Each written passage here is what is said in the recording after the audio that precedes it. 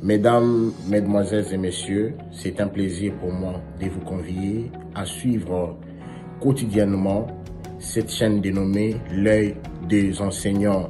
C'est une chaîne qui valorise l'enseignement dans notre pays, la République démocratique du Congo. Quand on parle de l'enseignement, on voit directement l'enseignant ainsi que l'apprenant qui est l'élève et l'étudiant. Alors n'hésitez pas à vous abonner parce que c'est un cadre qui nous permettra à s'exprimer librement tout en dénonçant ce qui se passe dans notre pays sur le plan éducatif. Abonnez-vous massivement, likez, partagez avec vos proches afin que tous nous puissions parler le même langage et tous nous puissions développer notre pays sur le plan éducatif. Que Dieu bénisse la République démocratique du Congo. Vous nous suivez de partout dans le monde sur YouTube, L'Aide des enseignants TV. C'est également nous, mesdames et messieurs. Bienvenue dans ce nouveau numéro de votre magazine axé sur l'actualité. On parle que de l'actualité. Et ce soir, nous avons ce réel plaisir de recevoir pour vous un éminent acteur politique. Il s'agit bien sûr de l'honorable Moussa Kalema, qui se trouve être député national de l'opposition, mais également autorité morale du parti politique PVR, Parti des vertus républicaines. Honorable, merci de s'apprêter à nos questions. Merci à toi de m'avoir invité. D'entrée de jeu, je l'ai dit à l'annonce de cette émission, nous parlons justement l'actualité dans toutes ses facettes. On commence avec justement le calendrier électoral publié par la CENI. À quelques mois de la tenue des élections, est-ce que ce calendrier est-il réaliste? Ça vous va, vous de l'opposition? Je crois qu'il serait hasardé pour un acteur majeur comme moi dire que ce calendrier nous va, nous, soi-disant de l'opposition. Je note tout simplement que, comme le départ de ce processus électoral a été entaché de irrégularités, et même des contestations et des résistances, je considère que malheureusement, nous continuons toujours dans cette forme de désordre, où il n'y a pas de concertation préalable entre les acteurs majeurs pour arriver justement à avoir des élections apaisées. L'essentiel, ce n'est pas aujourd'hui d'avoir des élections, n'importe quelle élection, c'est d'avoir des élections transparentes, des élections apaisées, mais des élections consensuelles. Et je considère que la manière dont le calendrier a été jeté dans les pavés, on dirait comme si on est toujours dans une logique de confrontation et dans un pays comme le nôtre qui est déchiré par des divisions, par des contradictions flagrantes. J'ai bien peur que ces calendriers ne soient pas du tout réalistes dans la mesure où il n'a pas pris en compte avant sa publication les acteurs majeurs, les parties prenantes en fait dans ces processus électoraux. Là, vous exigez toujours les consensus. Vous savez, dans des pays comme les nôtres où il y a trop de problèmes, où la situation est compliquée, complexe, tout bon dirigeant, tout bon commandant ne peut que chercher en fait les consensus de manière à éviter que le pays qui est déjà au bord du gouffre puisse imploser à la suite des élections. Vous savez, les élections, si elles ne sont pas bien faites, elles risquent de compliquer une situation déjà complexe et compliquée. Voilà pourquoi nous pensions que ceux qui ont les pouvoirs, ceux qui ont la décision, doivent comprendre que le pays est en train, au jour d'aujourd'hui, de vivre une situation, un moment exceptionnel, un moment de tous les risques. Et par conséquent, il faut éviter de compliquer les choses déjà compliquées. Voilà. La CENI a déjà publié les élections, plutôt le calendrier électoral. Il a confirmé, s'il faut dire, elle a confirmé les élections au mois de décembre 2023. Mais dans ces calendriers, qu'est-ce qui fâche? Vous savez, confirmer, c'est constitutionnel. Ce n'est pas lui qui a dit que ça sera au mois de décembre. Et ça, c'est la volonté des législateurs que nous sommes. C'est la Constitution de la République qui a déterminé la date. Ce n'est pas la CENI qui détermine cette date. Cette date, c'est la date constitutionnelle. Les calendriers, ce sont les étapes différentes que doit suivre le processus pour que nous puissions effectivement avoir à cette date-là des élections apaisées. Mais est-ce que ça a été bien réfléchi? Est-ce que vous pensez qu'on peut enrôler dans un mois? Pendant la période de pluie, dans un pays où les routes n'existaient pratiquement plus, même ceux qui existaient ont été totalement détruites. Et même si au niveau de la capitale, on a des difficultés d'abord pour se déplacer, je me pose la question comment dans un mois on peut résoudre toutes ces questions, on peut faire enrôler sur l'ensemble du territoire national. Des milliers de personnes, je crois que ce n'est pas réaliste. Et penser que dans un bureau, on peut aller enrôler plus de 500 000 personnes, c'est un leurre, ça. C'est un leurre. Il ne faut pas qu'on fasse semblant. Je crois qu'il faudra que les acteurs majeurs, encore une fois de plus, malgré que le calendrier est déjà lancé, il est temps que les décideurs puissent se mettre autour de la table de manière à voir ensemble ce qui peut fâcher dans ces calendriers et comment faire pour que le pays qui est déjà en difficulté de gouvernance, difficulté de gestion, difficulté de survie de la nation, comme État, comme nation, et pour que le pays ne puisse pas tanguer, puisque les ennemis de la République, et les complices bien entendu, ceux qui conspirent contre la République ne puissent pas avoir raison. Je pense qu'il est intéressant et prudent de la part de ceux qui gèrent la nation de prendre leurs responsabilités et de rapidement instaurer des concertations permanentes, pas des concertations bien entendu pour le partage, je ne sais pas de quoi. Parce que nous, aujourd'hui de l'opposition, nous tenons à tout prix rapidement aller aux élections pour qu'on change la gouvernance, parce que nous avons besoin d'une alternative crédible, on n'a plus besoin d'une alternance, parce que l'alternance a démontré les limites. Donc on a besoin d'une alternative crédible, en conséquence, nous voudrons aller aux élections, mais des élections apaisées, avec des institutions stables, avec des institutions à caractère démocratique, et surtout des institutions nationales, pas des institutions à connotation tribale. Voilà. Honorable, sans état d'âme, nous parlons du Congo. Aujourd'hui, vu votre poids politique et vu les dangers qui guettent selon vous, quel conseil avez-vous à prodiguer au président de la centrale électorale pour que nous ayons réellement des élections crédibles et pas un hold-up électoral? Le malheur, c'est que le président de la CENI est de même terroir et de même gérant, de même territoire que le chef de l'État. Ça sera inédit, c'est la première fois que nous vivons une telle situation. Et donc il a intérêt à ce qu'on ne puisse pas avoir des soupçons de fraude. Et il a intérêt de rassurer les acteurs politiques majeurs. Parce qu'aujourd'hui le pays est plus que faible. Non simplement que le pays est faible, mais le pays est de plus en plus affaibli. Le pays est menti, le pays est trahi, le pays... voilà, le pays est pratiquement banni.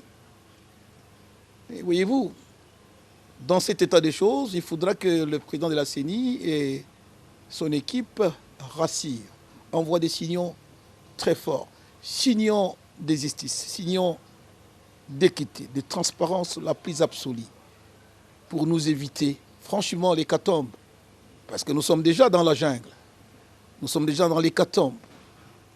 La nation est en train d'être déchirée et nous assistons impuissants et nous sommes obnubilés par des discours démagogiques, alors que la nation est en train déjà de périr. En conséquence, la CENI doit nous éviter d'autres fautes, parce que les fautes, nous les avons commises depuis que nous avons commencé notamment cette législature, cette mandature. J'estime qu'il a intérêt de laisser son nom dans l'histoire et que ce soit dans les bons et pas dans les mauvais sens tels que nous sommes en train d'y aller. Lorsque vous parlez de fautes, à quoi faites-vous concrètement allusion? Bon, d'abord dans les recrutements des gens. Quand je vois la manière dont on a procédé au recrutement de ces gens, qu'on a recruté ce formateur et tout comme ça, il y a à manger, à boire et à laisser. C'était illégalement? C'est franchement, il n'y a avec aucune règle de transparence qui a été mise en place. Ce sont les membres du gouvernement que nous connaissons, c'est de la présidence, c'est de la CENI qui recommande. Ce n'est pas l'intelligentsia congolaise qui a travaillé. Nous sommes des acteurs majeurs et nous avons l'avantage d'avoir des emprises ici dans la ville de Kinshasa et même dans nos provinces respectives. Déjà, ça sent mauvais. Quand je vois les projections des bureaux dans l'espace Grand Kasaï, 25%. dans les Grands Kasaï, je crains, j'ai peur. Lorsque je sais qu'au jour d'aujourd'hui, les Kasaï est en train de se vider. La plus grande partie des Kasaïens, au jour d'aujourd'hui, est immigrée vers les Katanga, vers les grands Bandundu, notamment Idiofa, Kikwit, Massimanimba, Massamona chez moi, Kenge, Kinshasa. Et quand je vois au jour d'aujourd'hui le nombre de bureaux de cet espace prendre 25%, il y a un problème. Et j'ai peur que le président de la République puisse porter la plus lourde, la plus grande responsabilité. Et moi, comme j'aime ce pays, et comme j'aime tous les Congolais, et comme j'aime bien entendu ce président de la République, je lui dis il doit faire trop attention. Tout est en train de l'échapper. Et la CENI risque d'être la chose qui va imploser la République, qui va pousser les gens à passer, à évoquer les dispositions des articles 64 de la Constitution, et je crois que c'est très dangereux pour le pays. Un pays qui est déjà déchiré, un pays qui est au bord de la balkanisation, un pays qui est vandalisé, un pays qui est pillé, un pays qui est ridiculisé, donc on n'a pas besoin de telles erreurs, de telles fautes. On a l'impression que vous, de l'opposition, vous n'êtes pas prêt. Étant de l'opposition, vous n'êtes pas prête pour les élections. Voilà pourquoi vous vous versez dans des prétextes. Non, correctif, messieurs. S'il y a des gens qui veulent les élections aujourd'hui, c'est nous. Parce que nous voulons reprendre la gouvernance de la République et gérer le pays avec des valeurs morales, éthiques. Parce que vous imposez beaucoup à la CENI. Nous n'imposons absolument rien. La preuve, nous n'avons rien imposé. La seule chose que nous imposons, c'est la transparence. La seule chose que nous imposons, que nous exigeons, c'est les consensus. C'est les concertations, c'est les dialogues, c'est les discussions. Les consensus, même à quelques mois de la tenue des élections. Quand on parle des consensus, qu'est-ce que vous attendez par consensus? C'est se mettre d'accord sur l'essentiel. L'essentiel pour nous, c'est la transparence. Nous ne voudrons pas que ce soit une CENI édulcorée. Comme on est en train d'assister à la tribalisation de la scène politique nationale. Monsieur, vous les journalistes, vous n'aidez pas ces pouvoirs. Vous êtes en train de l'enfoncer davantage. Comment expliquer? Comment expliquer? Nous vous recevons, vous les acteurs politiques, pour dénoncer tout ce qui ne marche pas. Voilà. Depuis que le chef de l'État est au pouvoir, j'avais applaudi parce que moi-même, je suis l'un des cofondateurs de la vraie Union sacrée à l'époque de la Conférence nationale souveraine. 17e nom sur la liste des fondateurs de l'Union sacrée, vous verrez Moussa, tout jeune. À côté des grands, des hommes sérieux de ce pays, les Kamanda, pour ne citer que celui-là, les Kamita Tomasamba. Voyez-vous, nous ne cherchons pas au jour d'aujourd'hui un positionnement quelconque. Nous voulons éviter ce que Mobutu a évité. Mobutu a évité quoi à ce pays? D'abord Kasavubu. Il a évité la balkanisation de ce pays. Et Mobutu s'est battu pour que le tribalisme ne soit plus cité dans ce pays. Et même Mouzé qui a pris les pouvoirs par réfraction, par révolution, il a travaillé pour que le tribalisme ne puisse pas avoir les droits d'être cité, alors que c'était une révolution. Et il a prôné la révolution, pour que tous les Congolais se sentent concernés par les 10 pouvoirs. Voyez-vous, Joseph Kabila arrive dans des conditions les plus compliquées, complexes. Compliquées, complexes et même drôles. Il vient de perdre son cher papa, assassiné, malgré qu'il prend le pouvoir, mais il martèle sur l'essence de la nation de la République. Parce que la nation a profondément l'unité. Prendre conscience de l'unité, se réquiser toute forme de séparatisme et de tribalisme. Alors qu'aujourd'hui, les chefs de l'État entrent par la grande porte. Mais semble-t-il l'alternance. Mais nous sommes en train de vivre le tribalisme à grande échelle. Mais vous avez honte de le dire et vous avez peur. Qu'est-ce qui prouve que nous vivons le tribalisme? Nous vivons le tribalisme, je peux vous les trouver, je peux vous les prouver suffisamment. Regardez toutes les nominations qui ont eu lieu. Avec les récentes nominations, les ordonnances du chef de l'État? Même pas les récentes. Ok. Je vous prends la première nomination de 24 mandataires. Voilà. Sur 24 mandataires, c'est dit, tout le monde l'a dit. 17 de l'espace Kasaï. Est-ce que vous êtes sérieux? vous nommez une cinquantaine de mandataires de l'État, plus d'une trentaine de même espace. Et même quand nous voyons les fonctions politiques, moi j'aime bien ce qu'il dit, c'est pourquoi je dois lui dire cela. C'est que personne de l'IDPS, personne de l'Union Sacrée aura le courage de le dire, et même c'est de l'opposition, parce qu'il y a ceux qui attendent d'être happés par l'Union Sacrée. Voilà pourquoi on avait besoin de vous sur ce plan. Alors moi je note qu'il y a un véritablement problème. Tous les ministères de la souveraineté, tous les ministères sont entre les mains de l'espace Kassaye. Je peux vous les citer. Monsieur, je commence par la présidence. D'abord, le président lui-même, il sort du lot. Les conseils spéciaux et de l'espace Kassaye. Les ministres de la Justice et de l'espace Kassaye. Le procureur général de la Cour constitutionnelle, le président de la Cour de cassation, le procureur de la Cour de cassation. Vous voulez que je continue? Mais au Sénat. Je vais continuer. Et à l'Assemblée nationale. Non, ça c'est une fonction éminemment électorale. Ça n'a rien à voir. Ce n'est pas une nomination. Si c'était une nomination, je suis convaincu que ce serait quelqu'un de l'espace. Vous voulez que je vous dise? Prenons les ministères de souveraineté, celui des Finances. Les ministres des Finances. Nicolas Kazadi. De l'espace Kassaye. Prenons la DGI. On peut continuer. Donc le chef de l'État doit revoir sa politique de nomination. Je reprends la CENI. Le ministère de la Justice, qui est le ministère clé de pente, bien entendu, les élections futures.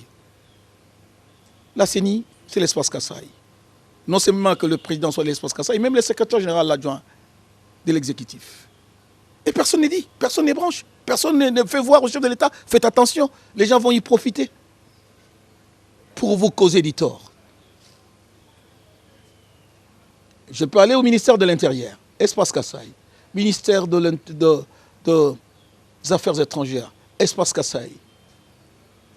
Ni Mobutu, ni Kabila, et moins encore, Kasavubu a posé de tels actes. Mais entre-temps, nous clairons pour dire il faut lutter contre le tribalisme. Mais s'il mérite... Attendez, en même temps, vous appelez à la cohésion nationale et dans les nominations, vous ne nommez que les gens de chez vous. Mais s'il mérite, s'ils sont intelligents... Tu peux comprendre D'abord, il n'y a personne de tous ces gens qui maîtriserait un quelconque portefeuille parce que ce sont des parvenus la plupart. Non, ce sont des terminaux, excusez-moi. Ce n'est pas ça le problème. Dans toutes les provinces, il y a des intelligences. Et ce n'est pas pour rien que la Constitution parle de la représentativité nationale. Et l'équilibre géopolitique. Et l'équilibre géopolitique, monsieur. Même les grandes puissances, les grandes nations en tiennent compte. Vous n'allez pas me dire que c'est seulement l'espace Kassaye ou les intelligences. C'est totalement aberrant de le dire. C'est une remarque. Chez toi, il n'y a pas des hommes intelligents, mais chez moi, il y en a. Parce que moi-même, je suis intelligent. Et je peux te citer des sommités comme ça. Lorsque vous allez... Pourquoi on dirait qu'on est en train de gouverner par de filles. Vous arrivez dans une ville comme celui de Lubumbashi. Il y a des traditions. Vous ne pouvez pas arriver, vous nommez que des ressortissants de l'espace. Kassaïens des postes de commandement, notamment des postes politiques comme ceux des maires, comme ceux... Mais vous provoquez des gens. Aujourd'hui, il y a un groupe de chefs coutumiers au Katanga qui protestent.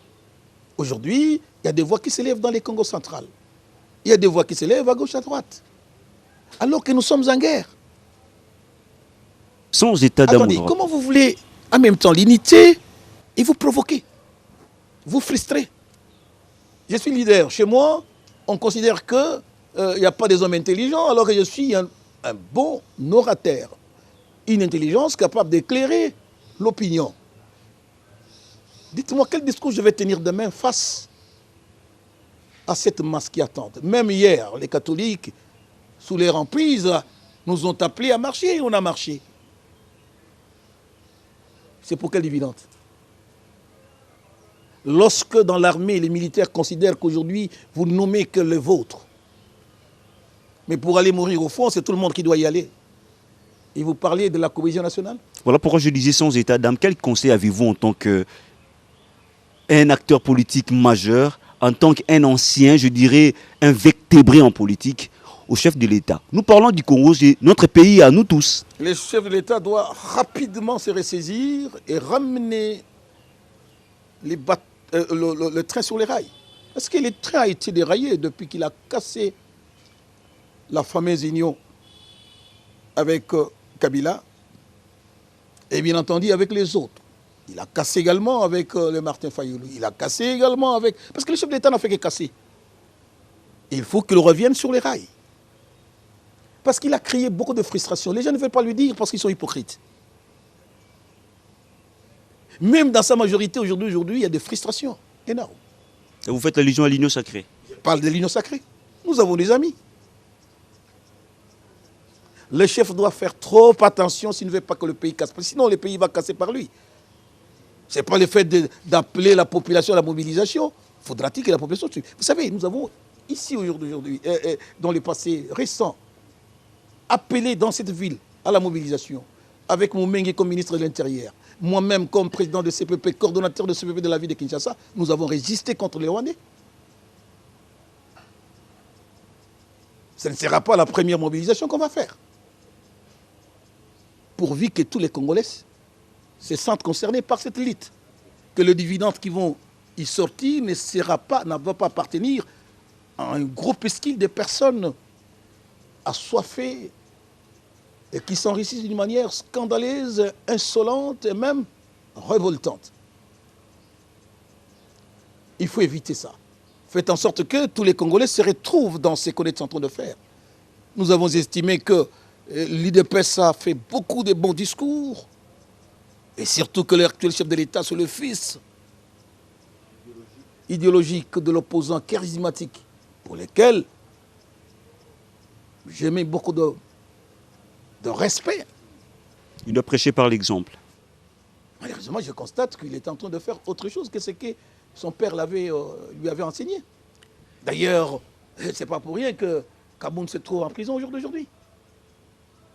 Ce n'est pas pour rien tous ceux qui ont pillé en peu de temps la nation, qui se sont retrouvés un des 4 matins en prison, aujourd'hui sont tous en liberté. Ce n'est pas pour rien tous ceux qui pillent, qui volent, ne sont qu'inquiétés un matin. Et ils sont toujours dans les affaires. Ce n'est pas que la justice a fait son travail. Ça veut dire, en d'autres termes, que la justice est caporalisée, d'autant plus que l'institution Assemblée nationale est caporalisée. Vous savez, ça me révolte parce que ce pays-là, je ne vais pas le voir. C'est déchiré. Mais je ne sais pas qui est en train de pousser le chef de l'État à commettre de fautes. Surtout dans sa manière de communiquer, il y a trop de fautes. En principe, il y a des gens qui devraient se retrouver en prison. Si j'étais moi, conseiller spécialiste chef de l'État en matière de sécurité, ou âgé de la nerf, j'aurais arrêté beaucoup de gens au niveau de la présidence de la République qui se retrouveraient en prison au jour d'aujourd'hui. Pour avoir très mal conseillé les chefs de l'État, à faire des communications constipées.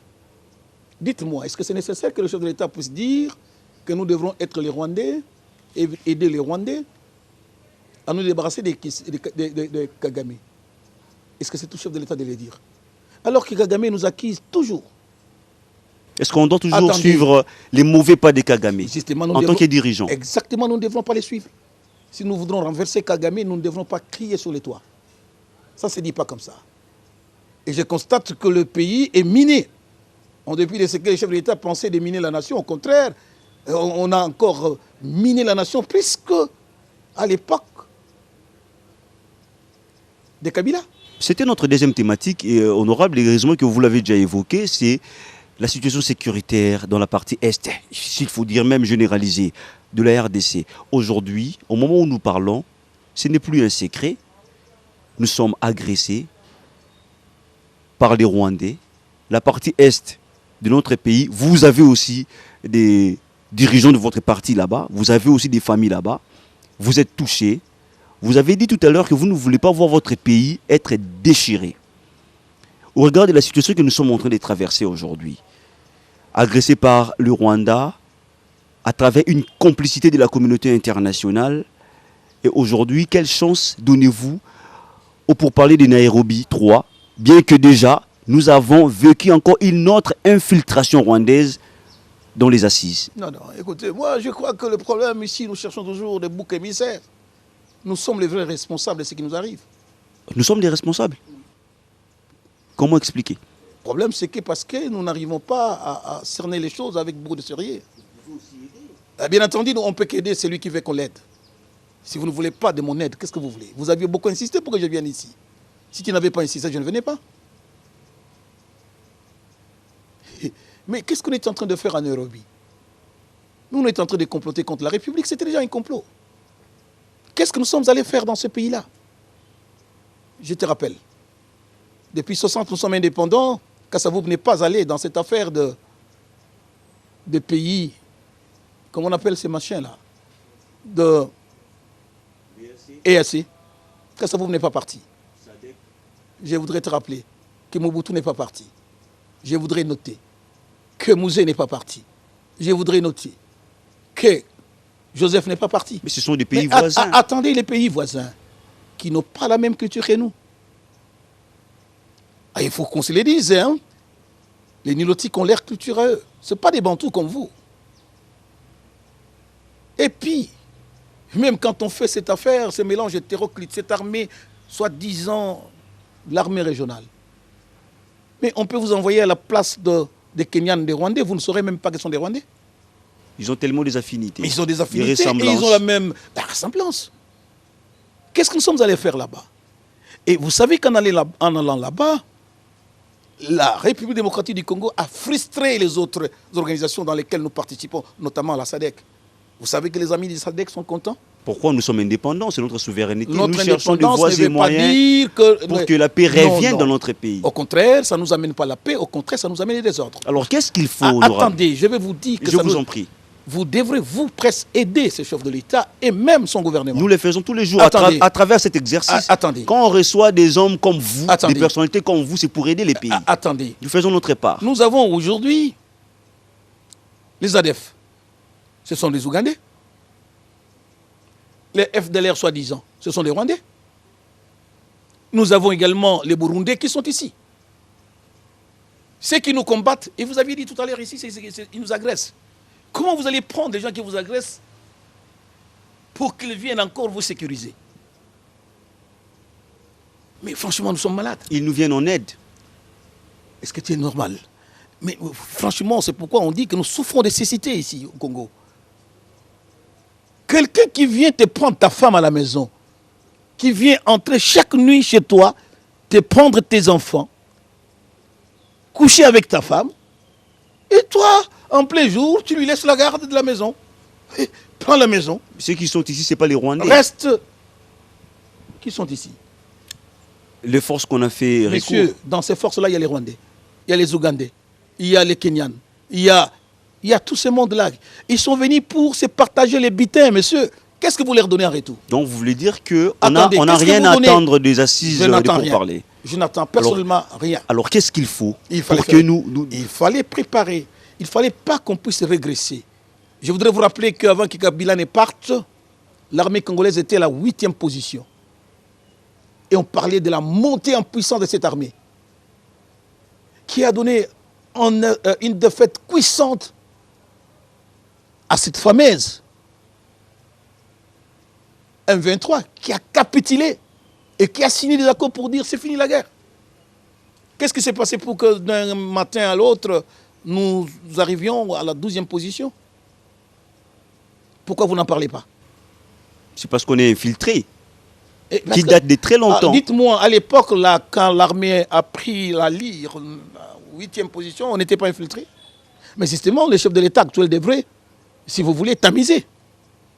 Lui est en train de tamiser, mais en tamisant, malheureusement, la situation de fait que lui échapper à la nation. Qu'est-ce qu'il faut pour que la RDC resplendisse ou pour que la paix revienne dans notre pays honorable? Il faut, vous êtes député national. Il faut exorciser la République. Il faut l'exorciser, il faut l'extirper de tous les esprits démoniaques. Ah, là, vous évoquez l'aspect spirituel. Non, je ne parle pas de la spiritualité, je parle de la normalité de la gestion, de la bonne gestion. Mettre la personne qu'il faut à la place qu'il faut. Vous ne prenez pas un élève, quelqu'un qui a fait 30 ans en Europe, qui n'a jamais travaillé dans les arcanes du pouvoir, vous en faites directement ministre, vous en faites conseiller du chef de l'État. Vous attendez quoi? Apparemment, vous êtes toujours sceptique avec ceux de la diaspora. Non, c'est pas question d'être sceptique, c'est question d'être réaliste. En Europe, vous n'irez pas aux États-Unis, on ne va pas prendre n'importe qui vient, je ne sais pas de quel coin, on en fait conseiller du président de la République. Un ami qui vient me voir, je lui donnerai de l'argent pour qu'il fasse les affaires s'il n'est pas politique. Mon fils, mon petit frère qui n'est pas rodé dans les arcanes du pouvoir, je ne lui donnerai pas de responsabilité pour gérer la sécurité de ce pays. Parce qu'une nation ne joue pas avec. Et c'est pourquoi j'ai dit qu'il faut exorciser. Il faut extirper la République des esprits démoniaques, des terminaux, des parvenus, des vrais infiltrés, parce que les infiltrés, il y en a. Aujourd'hui, il y a des gens qui meurent dans ce pays. Quelqu'un qui est aux affaires, qui assume des grandes responsabilités. Tout le monde sait que c'est un Congolais, mais il meurt aujourd'hui, on l'envoie en Europe pour être enterré en Europe. Il y a un problème. On ne doit pas imiter servilement les Occidentaux. Il y a un problème. Voyez-vous? Et donc je note qu'il faut des hommes qu'il faut à la place qu'il faut. Il faut détribaliser la République. Il faut privilégier l'expertise à la place des considérations partisanes. Et nous devons nous taire, être beaucoup plus à l'écoute, beaucoup plus regardants, beaucoup plus écoutants, et que de parler trop. Parce que le silence, c'est une arme puissante. Je n'ai jamais vu dans un pays où on va aller acheter des armes, et le ministre de la Défense passe à la télévision avec des partenaires auprès de qui il va acheter les armes, que je suis venu acheter des armes. Il alerte même le pays qui vous agresse que voilà, nous sommes venus acheter telle arme. On devrait être discret. Je voudrais dire que le pays continue à être infiltré et que dans les nominations du chef de l'État, les infiltrations continuent. Alors aujourd'hui, justement, honorable Moussa Kalem, on arrive presque à la fin de notre entretien, mais en dernière minute, on apprend que le gouvernement congolais a porté plainte à la Cour pénale internationale contre les massacres des Guichénés. Est-ce une mauvaise initiative selon vous? Non.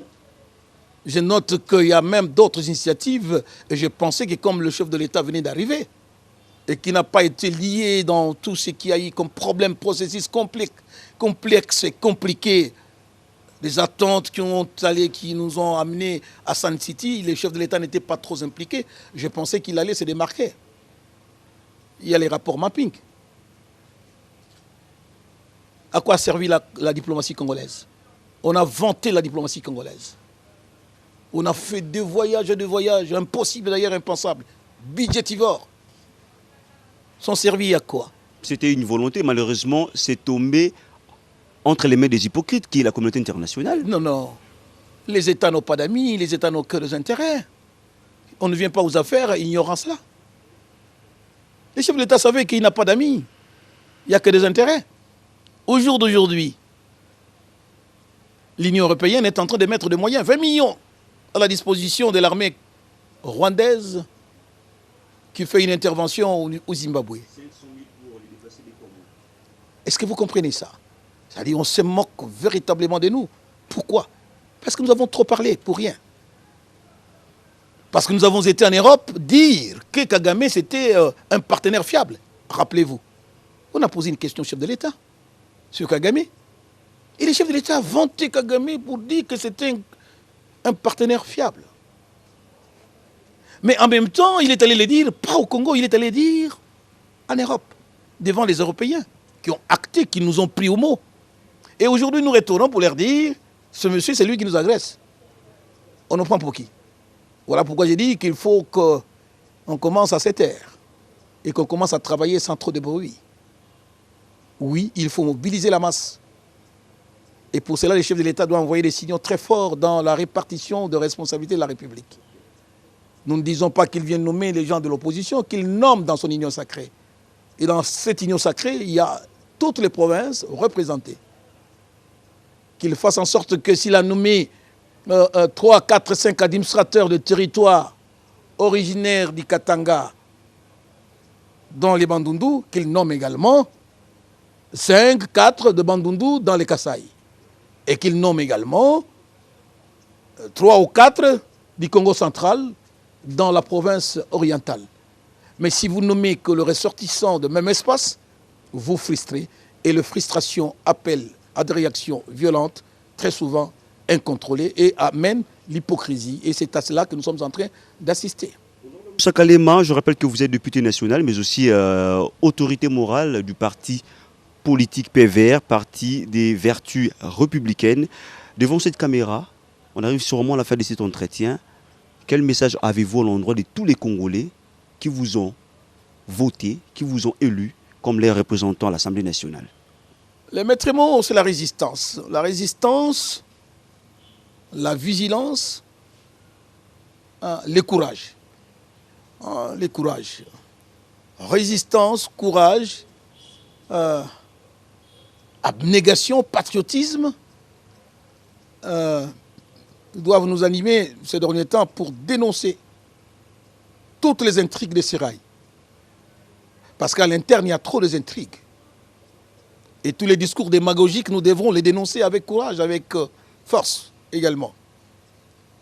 Mais nous devrons demeurer vigilants pour mettre en déroute ces États qui nous agressent. Oui, nous sommes agressés par les Rwandais, par l'Ouganda, par les Burundis, mais avec l'appui logistique et l'intelligence de la communauté internationale, l'Union européenne, les États-Unis d'Amérique. Voilà. Et nous devons donc résister pour ne pas tomber si on ne veut pas que le pays balkanise demain. Voilà. Honorable Moussa Kalema, merci d'avoir répondu favorablement à toutes nos préoccupations, mais surtout à notre invitation, en dépit de vos multiples responsabilités d'État. Merci beaucoup. Okay. À vous, chers téléspectateurs, merci de nous avoir suivis. Le rendez-vous est pris la semaine prochaine avec le même plaisir. À bientôt. Mesdames, Mesdemoiselles et Messieurs, c'est un plaisir pour moi de vous convier à suivre quotidiennement cette chaîne dénommée L'œil des enseignants. C'est une chaîne qui valorise l'enseignement dans notre pays, la République démocratique du Congo. Quand on parle de l'enseignement, on voit directement l'enseignant ainsi que l'apprenant qui est l'élève et l'étudiant. Alors n'hésitez pas à vous abonner parce que c'est un cadre qui nous permettra à s'exprimer librement tout en dénonçant ce qui se passe dans notre pays sur le plan éducatif. Abonnez-vous massivement, likez, partagez avec vos proches afin que tous nous puissions parler le même langage et tous nous puissions développer notre pays sur le plan éducatif. Que Dieu bénisse la République démocratique du Congo.